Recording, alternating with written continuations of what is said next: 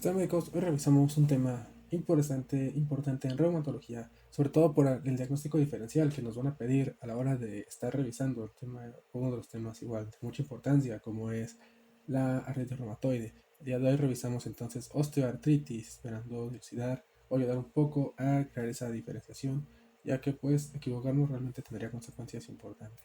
Vamos a tener que la definición, que es una enfermedad caracterizada por degeneración y pérdida del cartílago articular, esto con un componente inflamatorio y posteriormente la proliferación cartilagosa subcondral y de los márgenes articulares, como podemos ver acá en la imagen. Entonces, ¿qué hay que recordar y pensar a la hora de abordar el tema de osteoartritis?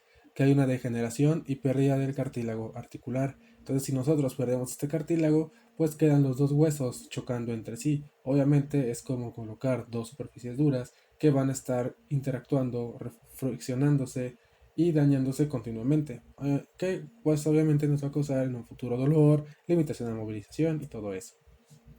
En etiología, vemos que principalmente es la edad, ya que este cuadro es típico de personas mayores de 65 años, en la mayoría de los casos. Obviamente te puede aparecer desde antes, dependiendo cómo sea tu estilo de vida, ya que vemos que otra etiología importante es la obesidad y el síndrome metabólico, ya que pues este aumento de peso obviamente va causando mayor presión sobre el cartílago articular y lo va degenerando más rápidamente. Además de que obviamente el estrés inflamatorio constante al que está sometido esa articulación pues la va a regenerar muchísimo más rápido. Y otro muy importante son los microtraumas en el deporte, esos deportistas de alto rendimiento que no tienen un adecuado entrenamiento, que no tienen un adecuado... Bueno, la medicina del deporte no está bien implantada, ya sea porque es amateur, ya sea porque pues no lo realizan adecuadamente, pues va a causar que haya microtraumas constantes también sobre ese cartílago y obviamente que a la edad de 30, 40 años pues ya empieza a tener esta degeneración importante que le condicione dolor constante. En epidemiología vemos que esta es la causa más común de dolor músculo esquelético. Es más frecuente en mujeres, se cree que hay una asociación importante también con los estrógenos, que pues, aparte de causarles osteoporosis, pues también parece que tiene relación directa con esta degeneración del cartílago y vemos que tiene una prevalencia desde el 30 y hasta el 80% en mayores de 65 años. Entonces, esta es la principal población a la que tenemos que valorar. Factores de riesgo, vemos que la guía es un poco específica, tenemos muchísimos tipos de factores de riesgo. Los modificables vemos sobrecarga articular por sobrepeso y por obesidad. En algunos parcialmente modificables en trauma mayor, digo, si tú tienes sufres una caída desde 3 metros, pues probablemente eso no se puede evitar, pero sí podríamos ayudar un poco a que si tú realizas actividades que incluyan saltar la cuerda, basquetbol, todo eso, pues utilices un tratamiento, una órtesis o que utilices algún cansado, o algún otro tratamiento que te ayude a disminuir esa trauma. Puede ser incluso efectos propioceptivos en pacientes diabéticos, ¿no? Que pues han perdido esa sensación de dolor y por lo tanto siguen estimulando o siguen causando daño cuando ya deberían descansar. Puede ser por atrofia del cuádriceps y por enfermedad inflamatoria articular. Algunos no modificables, edad, sexo, raza, trastornos endocrinos, metabólicos, genéticos y trastornos congénitos del desarrollo. Como vemos acá, pues es un conjunto de muchos síntomas, de muchas situaciones que se van juntando a lo largo de la vida de nuestro paciente y dependiendo su propia capacidad de respuesta ante este daño y la gravedad del daño, cómo progresará la enfermedad de la osteoartritis. Para la proliferación de la enfermedad también hay algunos factores de riesgo. Por ejemplo, si ya tienes todo esto y ya iniciaste a tener datos importantes de osteoartritis, hay algunos que podrían condicionar directamente que esto aumente o disminuya en cuanto a su velocidad de presentación. Por ejemplo, algunos modificables son el sobrepeso y la obesidad, el consumo adecuado de vitamina C y el sedentarismo. Digo, si tú no te mueves también vas a provocar atrofia de esa articulación y que también se dañe. La clasificación puede ser primaria o idiopática y secundaria debido a traumatismo, enfermedad congénita, enfermedad metabólica y microcristales. Las articulaciones más afectadas que vamos a tener son en columna cervical y lumbar, interfalángicas proximales y distales de las manos, y muy importante eso de que sean las distales, en la articulación coxofemoral, las rodillas y también la articulación primer metatarsofalángica e interfalángicas de los pies, pues de todo el cuerpo, ¿no? Cuadro clínico importante, los síntomas más importantes es el dolor de características mecánicas, es decir, este que aparece con el movimiento y mejora con el reposo. Muy importante leer esto en los casos clínicos prestar atención a esto en el caso de que en nuestra práctica encontremos un paciente o una paciente que llegue con esta sintomatología. Ese dolor que aparece sobre todo con el movimiento y que mejora o disminuye con el reposo. Y este va a ser de forma progresiva, no es en gatillo, sino que mientras más esfuerzo haces, más te duele. Y mientras más tiempo estás en reposo, pues más te vas a aliviar los síntomas. Vemos que en formas severas, ya posteriormente, pues el dolor puede aparecer incluso en reposo, pero en el inicio va a ser de tipo mecánico. Un síntoma importante también es la rigidez articular matutina, que lo más importante, dura de 30 minutos o menos. Eso para diferenciar obviamente de artritis reumatoide. La crepitación articular, inestabilidad y contractura muscular también son signos sorpresa del padecimiento, ¿no? Si tú has revisado a un paciente con osteoartritis, pues tú estás valorando la movilidad de la articulación, sus arcos de movimiento, y pues te va a tronar pero durísimo, ¿no? Y hasta se siente que hay resistencia, porque ese cartílago pues ya está todo deshecho. Entonces es muy claro, es muy fácil observar el tipo de cambio que empieza a generarse posterior a ese tipo de sintomatología. Y vemos que todos estos síntomas tienen que aparecer en ausencia de sintomatología sistémica. O sea, aunque tengamos todo esto claro, tenemos que descartar otras causas que pudieran causar esos síntomas y que no estemos evitando un diagnóstico más oportuno. Vemos que en varones el dolor generalmente va a aparecer en la cadera, mientras que en mujeres va a aparecer sobre todo en rodillas y manos. Si escucharon esos truenos, porque aquí va a llover. Entonces también hay que tener mucha atención en algo que pueden decirnos o puede aparecer en esas imágenes que luego aparecen en simuladores que aparece en simuladores o que también aparece en el examen, que son los nódulos de Heberden y de Bouchard. Los de Bouchard pues vemos que están en este nivel y los de Heberden pues están un poquito más arriba. Es lo único que hay que recordar, que está de Bouchard es en la interfalángica media y Heberden en la distal. ¿Cómo se lo pueden recordar? Pues como una B y una H, primero va la B y luego va la H. O incluso no, con una biometremática también puede ser una interesante mnemotecnia. Radiología. Hay hallazgos de radiología convencional que podemos ver o que nos pueden referir en el caso clínico o que nosotros podemos buscar en caso de que sea una pregunta con imagen. Disminución asimétrica del espacio articular, muy importante. Esclerosis subcondral, aparición de osteofitos, quistes subcondrales, creo que no aparece, o a lo mejor puede ser este, contorno alternado de los límites óseos y cuerpos libres intraarticulares. Vemos que, de acuerdo a la guía, la radiografía simple es la técnica de imagen inicial para la evaluación de pacientes con sospecha de osteoartritis. Entonces tenemos distintos grados también y sus distintas presentaciones, por ejemplo grado 1, donde encontraremos un estrechamiento del espacio articular y pueden aparecer osteofitos de forma incipiente. Quizá aquí no se pueda ver mucho, ¿no? Pero deberían ser esos de acá. Si tenemos un grado 2, se considera que ya es leve o posible la presentación de la osteoartritis, donde ahora sí se parecía muchísimo más el estrechamiento del espacio articular y los osteofitos evidentes, ¿no? Que son esas imágenes radiopacas. Un grado 3 se considera moderado con más estrechamiento aún del espacio articular, más osteofitos evidentes, esclerosis leve, que es estas afines que se ven acá, y deformidad leve de los extremos del hueso, que pues aquí es demasiado evidente, ¿no? Y finalmente, 4, que es posible, pues más bien leve posible, más bien esto está mal, pero debería ser ya confirmatorio, ¿no? Que se refiere al estrechamiento del espacio articular marcado, osteofitos muy abundantes, esclerosis grave y deformidad evidente del extremo del hueso. Las proyecciones que nos pueden solicitar son mano y dorso palmares y oblicuas comparativas de rodilla, AP con carga y lateral con flexión de 30 a 40 grados y AP de pelvis. El diagnóstico, vamos a ver que se hace de acuerdo a los criterios de clasificación del Colegio Americano de Reumatología y va a depender va a depender va a depender de el área que estemos buscando, de la radiografía que hayamos solicitado. En cadera vamos a necesitar dolor en cadera más dos de los siguientes, que puede ser un SR menos de 20 milímetros por hora, radiografías con osteofitos femolares o acetubulares y estrechamiento radiográfico del espacio articular. De ahí la importancia de la radiografía. En mano, dolor en mano, molestias o rigidez mayor a 3, o sea, más de 30 minutos más, crecimiento de tejidos duros en más de 2 de las 10 articulaciones seleccionadas, ya sean nódulos de Heberden o de Bouchard, esto se refiere, crecimiento de tejidos duros en más de 2 articulaciones, más de 3 articulaciones metacarpofalángicas inflamadas, o más de 3, perdón, y deformidad mayor a 1 de las 10 articulaciones seleccionadas. Y finalmente rodilla, que es dolor en la rodilla, más una edad mayor de 50 años, una rigidez menor a 30 minutos, crepitación más osteofitos.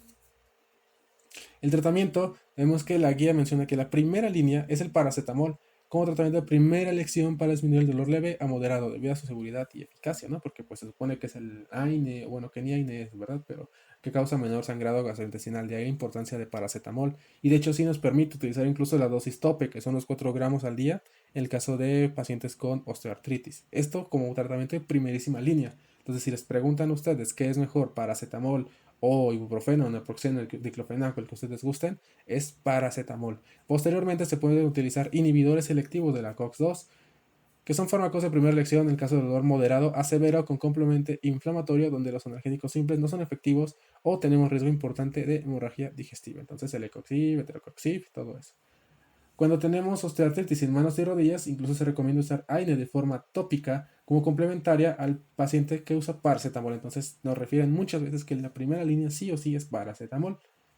Y también se recomienda en pacientes con riesgo elevado de hemorragia del tubo digestivo. Si no, nuestro tratamiento de tercera línea ya pueden ser opioides, donde menciona que el primero va a ser el tramadol. Sin embargo, pues siempre tener en cuenta sus efectos adversos, ¿no? Por ser un opioide, que pues por más leve que sea, no deja de ser importante.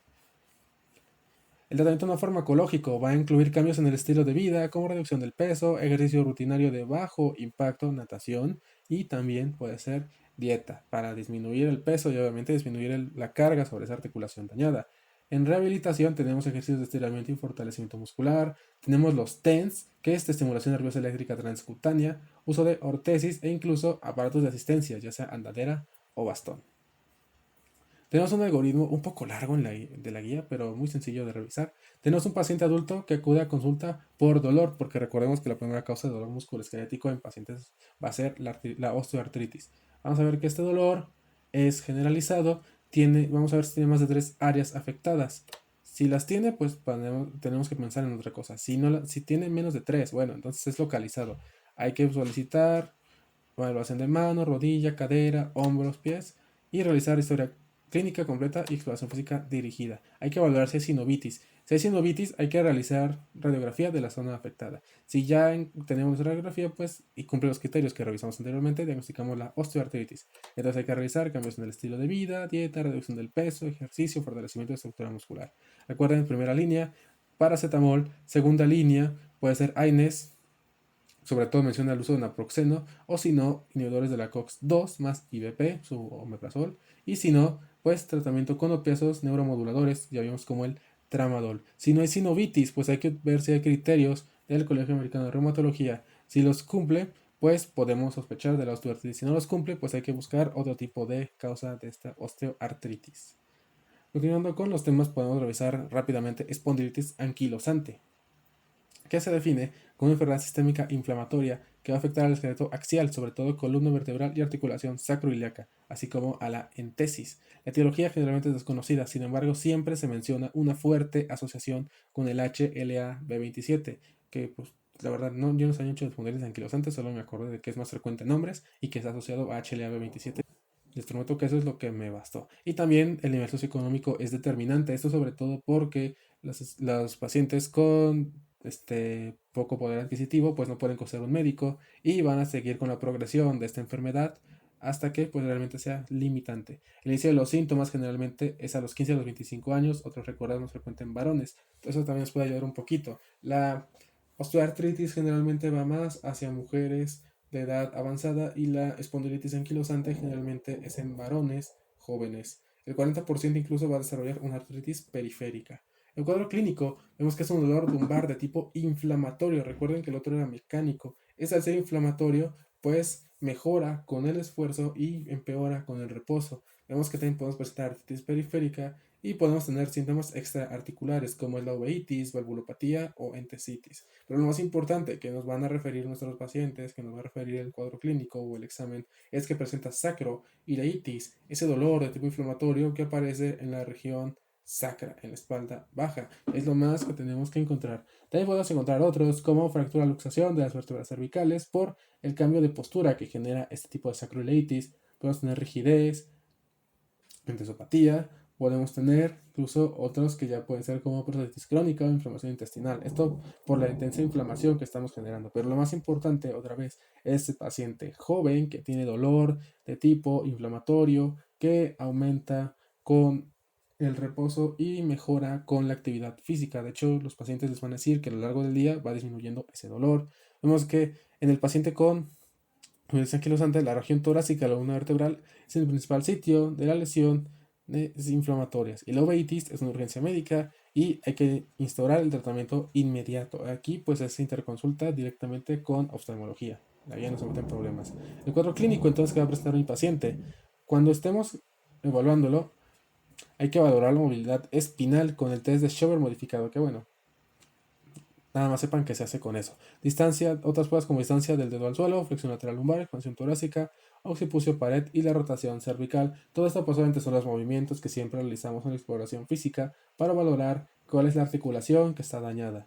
En todos los pacientes con espondilitis anquilosante también hay que valorar columna cervical, dorsal y lumbar para detectar presencia de dolor a la movilización, tono de la musculatura paravertebral, tumefacción o deformidades, para valorar sobre todo la evaluación de la movilidad espinal y saber si efectivamente es una espondilitis anquilosante o si tenemos datos de fractura, de traumatismo o que estemos obviando una enfermedad más complicada y que nosotros no estemos dilucidando o haciendo un diagnóstico adecuado. Tenemos criterios para identificar el dolor lumbar de tipo inflamatorio. Los de tamizaje, por ejemplo, es una edad de inicio mayor de 40 años, duración de más de 3 meses, que sí es muy importante, de aparición insidiosa, otra vez que mejora mucho con el ejercicio y tiene rigidez matutina.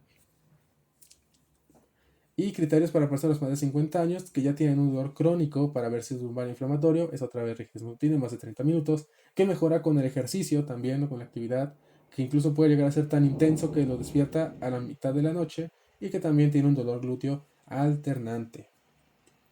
La radiología, podemos encontrar datos como sacroilitis bilateral, borramiento del hueso subcondral, erosiones y esclerosis lumbar, rectificación de la lordosis lumbar, y todo esto nos da la famosísima columna en caña de bambú, que pues es a lo que se refiere en la literatura por la aparición de todos estos datos, sobre todo la borración del hueso subcondral y la rectificación de la lordosis lumbar. Todo esto pues te genera como una columna más recta y le dicen caña de bambú, ¿no? Por esa intensidad que se ve en el espacio interarticular.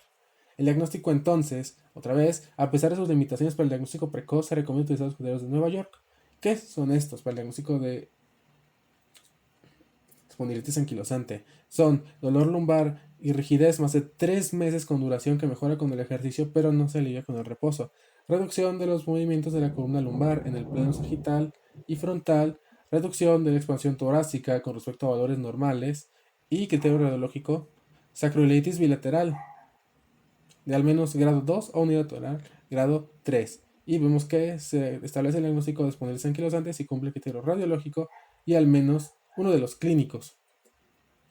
El tratamiento, igual los AINES son el tratamiento de primera elección si no tenemos contraindicación. Los pacientes con espondilitis anquilosante para reducir el dolor, la rigidez y mejorar la función. Por lo que en la afección exclusivamente axial hay que utilizar al menos 2 AINES con potencia inflamatoria demostrada. Esto durante 3 meses a la dosis máxima recomendada o tolerada. Entonces en este caso, a pesar de que generalmente nosotros no lo indicamos, este sí es una indicación interesante para utilizar incluso esa combinación diclofenaco, naproxeno, que pues es lo único que les puede ayudar a estos pacientes, obviamente valorando si tienen riesgo de hemorragia gastrointestinal y dejándole su omeprazol. Entonces se recomienda continuar con los AINE a dosis mínima eficaz cuando los pacientes alcanzan el objetivo terapéutico, que obviamente es reducir el dolor, la rigidez y mejorar su función. Los pacientes con elevado riesgo de efectos gastrointestinales, pues sí pueden utilizar incluso los COX-2 más el agente gastroprotector. Si la afección es periférica, además del AINE, hay que utilizar sulfasalacina. Y si esto no funciona, puedes utilizar los agentes anti-TNF-alfa, como el infliximab. Pero pues esto no sustituye de todos modos que ya le estés dando su sulfasalacina o su AINE o su COX-2. El algoritmo, vemos que necesitamos cumplir los criterios de Nueva York. Y vamos a valorar el paciente candidato a tratamiento con diagnóstico de espondilitis anquilosante de acuerdo a los criterios modificados de Nueva York, identificar el tipo de afección, si es axial, periférica, extraarticular o si tiene entesitis, investigamos la comorbilidad, documentamos actividad de la enfermedad, documentamos para el tratamiento convencional con AINES, hacemos evaluación por el experto y hay que ver si no tenemos contraindicación para el uso de TNF-alfa. Esto en caso de que esto se evalúa aparentemente porque aparece solo en un paciente que tiene esa contraindicación. Entonces, tenemos altitudes axiales hay que dar tratamiento no farmacológico como educación, ejercicio, terapia física, AINE más de 2 durante 3 meses y evaluar el uso de analgésicos más potentes. Si esto no mejora, pues se evalúa el uso de TNF-alfa como etanercept, infliximab o adalimumab. Si por el contrario, si mejora, pues se queda con su AINE. Si tiene manifestaciones periféricas, igual damos AINE más sulfasalacina, incluso se puede utilizar glucocorticoides locales y valoramos. Si mejora, pues ya se queda con este tratamiento. Si no mejora, igual evaluamos el uso de TNF-alfa o alguno que se le parezca.